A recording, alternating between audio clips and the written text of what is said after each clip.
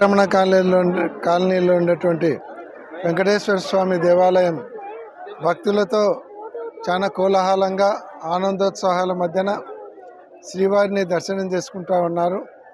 ఇక్కడ దాదాపుగా 15 కోట్ల రూపాయలు ఖర్చు పెట్టి అమ్మవారికి స్వామివారికి బంగారు తొడుగు చేయించడం అనేది చాలా గొప్ప విషయము.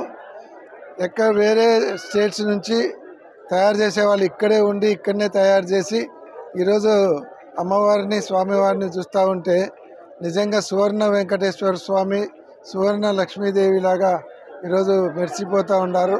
ఇది నిజంగా ఈరోజు దర్శనం చేసుకోవడం చాలా అదృష్టంగా భావిస్తున్నాం. కానీ మాకు బాధాకరమైనది ఏమంటే తిరుపతిలో జరిగినటువంటి సంఘటన కొద్దిగా బాధ అనిపిస్తుంది.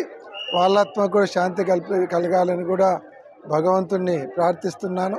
అలాగే దీనిపై జరిగినటువంటి సంఘటన మీద సమగ్రమైనటువంటి విచారణ చేసి ఎవరు తప్పిదముందో చూసి అది ఎంతటి వారైనా సరే, ఏ వర్గం వారైనా సరే, ఏ సామాజిక వర్గమైనా సరే ఖచ్చితంగా యాక్షన్ తీసుకోవాలని డిమాండ్ చేస్తాము.